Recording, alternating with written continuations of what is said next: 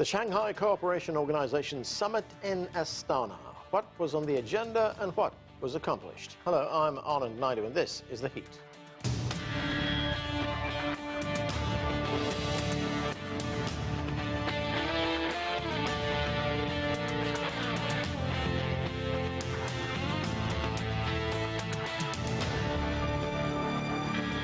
The SEO Summit has wrapped up in Kazakhstan's capital, Astana. Chinese President Xi Jinping was among leaders attending the event, and he addressed the gathering on Thursday. The SEO Summit provided a platform to promote diplomacy and cooperation. We begin with this report from Astana. Xi Jinping stressed the significance of the Shanghai spirit and the 5 principles of peaceful coexistence. He called for all parties to respect the development path chosen by each country.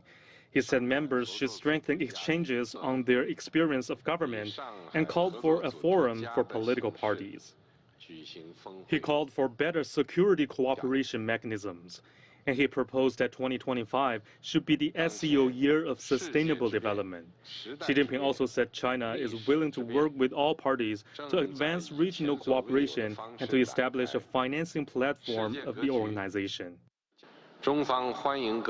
China welcomes all parties to use the Beidou navigation satellite system and to participate in the construction of the International Lunar Scientific Research Station. China proposes to establish an SEO digital education alliance. China is ready to provide no less than 1,000 training opportunities for digital technology in the next 3 years. Xi Jinping said cultural exchanges play an increasingly important role in world peace and prosperity. He announced that China would invite 1,000 young people for exchanges in the next 5 years. And he encouraged all parties to advocate equal, orderly multilateralism and inclusive economic globalization. China will take over the rotating presidency of the Shanghai Cooperation Organization after the summit. President Xi said China is ready to collaborate with SEO partners to build a community with shared future for all mankind. And now for much more on all of this, joining me from Hong Kong is Victor Gao. He is chair professor at Soochow University. With us too from Moscow is Dmitry Babich. He is a Russian journalist and political analyst. Also joining the discussion is Asel Tutumlu. She is an associate professor at Near East University. And we are also joined by Zoon Ahmed Khan. She is a research fellow at the Center for China and Globalization. Welcome to all of you. Victor Gao, President Xi Jinping was at the SEO Summit and stressed the importance of adhering to the vision of cooperative and sustainable security. He also underlined the importance of dialogue. And as we just heard, there was something like 20 major cooperation documents that were signed at this gathering. How important is the SEO Summit at a time like this when we see major changes on the international landscape? Thank you very much for having me. I think SEO is really coming of age because it was founded mainly to deal with the terrorism as a result of the US-led war against Afghanistan around 2001. And over the decades, it developed into more and more new additional functions. But by now, I think the Astana Summit is a turning point because SEO is of age and it is able and capable of doing many things together, not only in terms of dealing with extremism, terrorism, and radicalization, mostly as a spillover from the 20-year-old war in Afghanistan, but more in terms of achieving development, connectivity, and promoting regional peace and stability in general. I think this is exactly what is needed in the world of today, where you have the Cold War mentality, separating countries into opposing blocs, for example, and also war of all kinds, and treating other countries not as equal, but try to subjugate the other countries. SEO is very much grouping every country as an equal, emphasizing on peace, stability, and development, and try to build up a commonwealth or community of common interest for all the member states. And I think on the Eurasian continent, this is exactly what is very much needed. And the fact that Belarus right now is a new member of SEO demonstrates the diversity as well as the sustainability of this organization. It is becoming more and more full-fledged going forward. Dmitry Babich, the SEO Summit, it's a major gathering of leaders, and one of the key issues that was discussed was greater economic engagement. Now, Russia is a member. Russia was at the summit. President Putin was there. How important is the SEO for Russia? How does Moscow view it? Well, let me remind you that originally SEO was not supposed to be in any way politicized. It was supposed to be an organization of cooperation. Let me remind you that the first summits of the members of that organization, they took place before 2001, when the organization was created formally. I think the first summit was in 1997. These summits took place in Shanghai, but also in Central Asian capitals, I think in Moscow too. So originally SEO was all about peaceful cooperation. We didn't want any confrontation with the West or with the East, with anyone. Unfortunately, as Victor Gao rightly noted, 2001 was one of the alarm clocks, one of the alarms that kind of made us think about, securing our development from outside political influences. Also, the war in Yugoslavia in 1999, I would add that to the same basket. And now, obviously, when the United States imposes sanctions on Russia, on China, on many other countries, it's time for us to de-dollarize our economic exchanges and to look for alternative ways of international development. In that sense, I would mention the New Development Bank. I would mention a few other financial organizations which were created in the framework of BRICS and to a lesser extent of SEO. And now even Western investors are showing interest in some of these banks and financial organizations. So I think what's going on in Russia, and I live in Russia, is amazing, because despite the sanctions imposed on us by the West, we didn't see any particular changes in our lifestyles.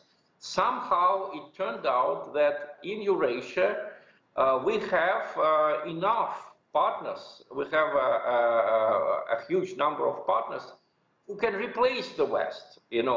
Via these partner countries, we can receive the needed technologies, the needed goods from the West, and of course from these countries too. Right. So in that sense, SEO was a huge success. Yeah. Asal, great to have you with us. Welcome to the show. Now, President Xi's visit to the SEO Summit also includes a state visit to Kazakhstan. President Xi said China and Kazakhstan are companions on the path to modernization, and President Xi wants to see two-way trade between the two countries doubling. How important is this economic relationship for Kazakhstan, and how extensive is it? Well, for Kazakhstan, I think the support of China and the continuous investment that comes from China as part of the Belt and Road Initiative has been proven to be a surviving tactic. And that's because with the sanctions in the north and the real kind of instability that is happening in the Middle East right now, for Kazakhstan, finding alternative routes and transportation routes is really, transit routes particularly, is really important. And China has been consistently going forward and trying to establish these connections throughout the years. So obviously for Kazakhstan, a doubling of trade means a huge benefit for the economy, but also Kazakhstan is vying to establish the position itself as a transit country, not only in terms of the north and south trade, but also in terms of the east-west and west-east. And in that, China has been really instrumental, particularly in railway connections, in automobile routes, and overall in pipelines. Zoon, great to see you. Now, the organization continues to expand. Iran joined last year, and as Victor told us a moment ago, Belarus is now a full member of the SCO. From an economic and trade point of view, how important is this growing international organization? Thank you, Anand, for having me. And really, I mean, what we are witnessing right now is a very historic summit of the SCO. It's also the first time, we see the expansion of a 10th member and an entirely European country as a complete member of the SCO. I would say that, of course, as the other speakers have also pointed out, that the SCO's initial primordial premise has always been safety, security, and that is a prerequisite for development, trade, connectivity. We saw that a lot of the bilateral meetings that took place a day prior to the summit itself were also about energy, transportation, corridors, infrastructure projects, and opening, avenues for better trade. So I would say that, of course, the expansion to Belarus is, number one, very significant, also because Belarus, like Kazakhstan, is a very important country when it comes to Eurasian connectivity, playing the role of a transit route for goods. And it is also a country that has a lot of goods itself to contribute and wishes to have more access to the SCO market. Of course, if we also talk about, in 2017, the inclusion of Pakistan and India, and then also Iran, that is another expansion southwards. And as was mentioned by our Kazakh panelists, north-south connectivity is important to Kazakhstan and Central Asian countries and also the original 6 members. Yeah. But it is also very important to a country like Pakistan and Iran. So I would say this expansion is opening the opportunities of much needed connectivity, economic avenues. The conversations on a day-to-day basis, especially when we also look at the 20+ documents that have been signed, have a lot to do with expanding trade and economic opportunities. And of course, also talking about, which maybe we can come to later in the panel, about non-traditional security threats and how we can collectively address them. So we are opening more opportunities to the SCO as a region with this expansion.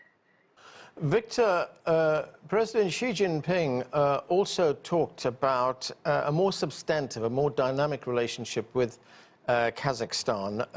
How important is this relationship for China, especially in the context of China's growing relationships with the region, with Central Asia?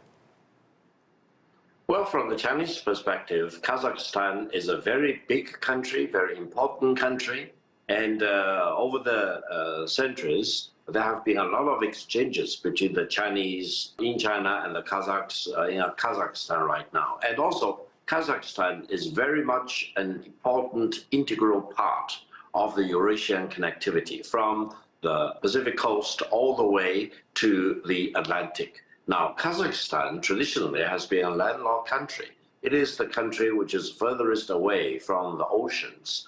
However, now that Kazakhstan has been built into this Eurasian connectivity, Kazakhstan has become a very important hub in terms of the east-west, west-east, north-south connectivities of all kinds. And I think this not only has brought real benefits for the economic development in Kazakhstan, but has also enabled and accelerated the east-west connectivity, because this Eurasian connectivity over the land for China and many other Eurasian countries is becoming more and more important because recently we see the conflicts in the Red Sea area, for example, the bombing by the Houthis against the shipping in the Red Sea, which is very much disrupted and becoming such of a detriment to a normal maritime commerce. Now, with this over-the-land continental Eurasian connectivity, it has proven that it is not only an alternative route of transportation, it can also bring the neighboring areas throughout this huge Eurasian connectivity into higher level of economic development. And this is exactly what China is doing. This is not for geopolitical purposes. This is mostly for economic and trading purposes. Dmitry, Belarus is now a member of the organization of the SCO, and as we just heard, it's the 10th member state in the organization. What does SCO membership mean for Belarus? For Belarus, it means more security, it means more trade, It means more international relations. You know, the West has been trying to isolate Belarus since President Lukashenko came to power in 1994. There were constantly new and new sanctions imposed on that country. Sometimes sanctions were eased when the West hoped to use Belarus against Russia. Mr. Lukashenko sometimes toyed with the West, but the West was perennially hostile to Lukashenko personally and to the regime in Belarus. Asal, you know, you were telling us a moment ago about the communications potential in Central Asia. Now we're hearing more about what's called the middle corridor, the Trans-Caspian international transport route. What are the plans for Kazakhstan, and what will it mean for greater economic engagement with China? I think the middle corridor is, again, a very important project for Kazakhstan, and not only for Kazakhstan, but Central Asia in general. China is realizing that there are certain bottlenecks along the corridor, and really is targeting the assistance in those to deal with the bottlenecks. So, for example, with the help of Chinese capital and Chinese involvement, Kazakhstan has expanded the border crossings and actually created the third checkpoint in Dostik. And then when we move further throughout Kazakhstan, we can see that there is another bottleneck at the Caspian Sea, at the ports, which Kazakhstan is now dealing with. Particularly, our ports are with the receding levels of the Caspian Sea need dredging, and China is very much interested in assisting that. There are also some problems with the connectivity, as we have talked about. For example, to get to Port of Kuryk, the railway is 90 kilometers short, for example, and so there has to be an additional railway built particularly towards the Kuryk port, which is also on the agenda. As well as the same thing goes for Georgia and the electrification of Georgian ports, which China is assisting. So I think this particular targeted involvement in certain railway chains is really important, and it's not only valid for Kazakhstan. We can see that China proposed to have an alternative railway as well through Kyrgyzstan and Uzbekistan towards the Caspian Sea, which will be indeed built. It will be an additional benefit for the region in general, because again, as I said, we have these infrastructural delays in Kazakhstan.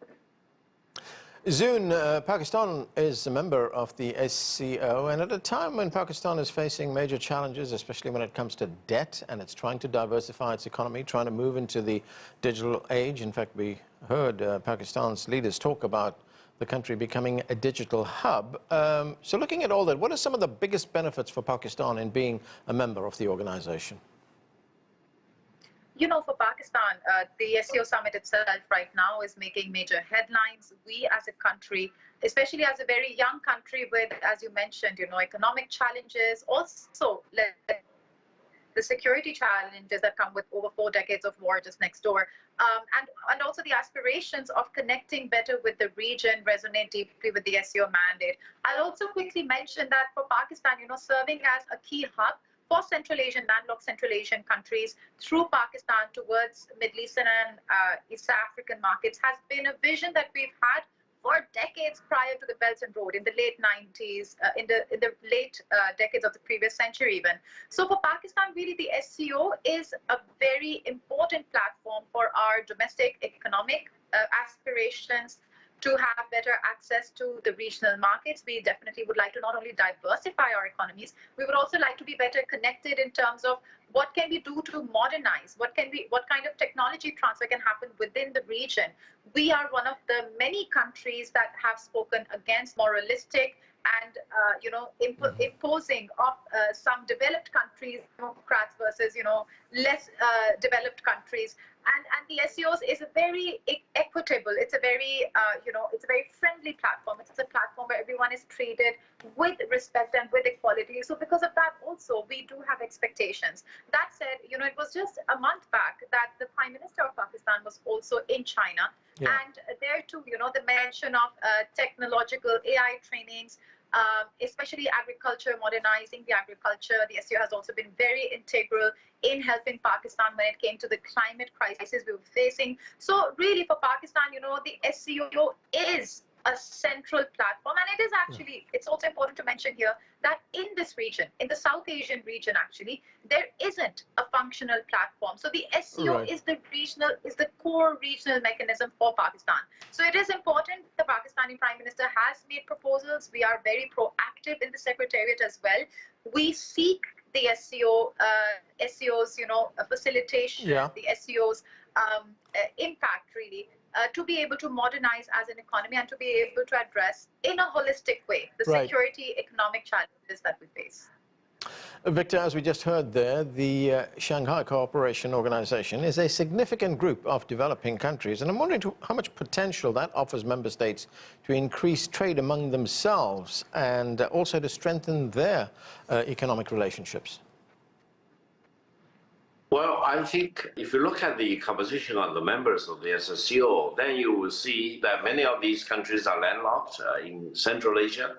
But with SEO, they have easy access to the ocean, either through China to the Pacific or otherwise, for example. And secondly, many SEO members are rich in natural resources, especially crude oil and natural gas, whereas China has huge appetite. So it becomes a very logical trading pattern for the flow of natural resources, commodities, etc. Further, China is highly industrialized, and China's manufacturing capacities is larger than the next 8 or 9 or even 10 manufacturing countries combined. So China can really share with all the other SEO members its manufacturing capabilities, its technological know-how, and China is on the breakthrough front line in many high-level technological breakthroughs. And again, China is very happy and very much committed to sharing all these breakthroughs with many of these SEO members. For example, for the most recent lunar probe, China actually carried one of the proposals from Pakistan. So Pakistan is very much involved in this lunar probe. And China is willing to share with all the other SEO members the highest level of economic, technological, financial, telecommunication breakthroughs with all these member states, in addition to the traditional understanding of connectivity projects, roads, highways, ports, etc. Dimitri, I've just got a little bit of time left, but I want to address that issue and get your view on something that Victor raised a moment ago, and that is ensuring secure energy supplies. Now, Russia, of course, is one of the world's major energy producers, and looking at its membership in the SEO, do you see its market for energy expand in the organization? Certainly. You said developing countries. Well, it's a very complicated picture. When we say developing countries now, usually people mean the so-called third world, poverty, underdevelopment. But this is not exactly true about SEO, because Kazakhstan, Belarus, they are former republics of the Soviet Union. No one called the Soviet Union a developing country. Believe me, in Kazakhstan, for example, they have one of the best electronic governments in the world. And in Belarus, they have really real European culture and a very, very highly developed agriculture. So there are lots of things that we can share, and you are absolutely right. Energy is one of them. I think now when Europe unilaterally refused to use Russian oil and gas, we're looking for new markets. And of course, new markets are SEO members. Or Russia can just send its oil and gas to the pipelines connecting Central Asia with Europe via the Caspian Sea. Before these pipelines were viewed by Russia as competitors, because we had our own projects, the North Stream, the South Stream. Both of them were basically dismantled by Europe, first bureaucratically, and later there was even an explosion of the Nord Stream. So, of course, SEO is a way for Russia to export its energy, to make its energy marketable in all of Eurasia, including Europe. Okay. So Kazakhstan, like most countries in the world, is also facing the challenges of climate change. Now, we know that China has made massive progress in the transition to green energy. It's developed green technologies, which it uses and is exporting as well. What sort of cooperation do you expect between the two countries in this particular area? Well, there are two things. So China is now investing in green energy production, both in terms of factories, for example. We know that car companies such as Chery and Shanghai are actually coming into the Kazakhstani market to set up the factories, but also it's updating the infrastructure, existing infrastructure in oil, coal and gas, but also building the wind farms, for example, in Zhanatas, and hydropower plants, as well as the solar power plants. And especially in solar, Chinese technology has been proven to be relatively sophisticated. And so for Central Asia, not only for Kazakhstan, but for Uzbekistan as well, such cooperation is really important. So there is indeed a kind of an exchange that will be happening. China will continue to import fossil fuels from Central Asia, but then also assist in transitioning to the new energy sectors and more modernized production. Yeah, Victor, one final point. China takes over the rotating presidency of the SCO for 2024-2025. I've only got 20 seconds. What's ahead? Well, it's after 7 years, China will become the chairman again, and I think China will really deal with this chairmanship with greater earnest, greater sincerity, and greater commitment to share all its high technology breakthroughs with the SCO members. It will make SCO more substantive during the Chinese chairmanship in the coming year. That is where we are going to have to leave it. Thanks to all of you for being with us. And that is it for this edition of The Heat. I'm Anand Naidu in Washington, D.C.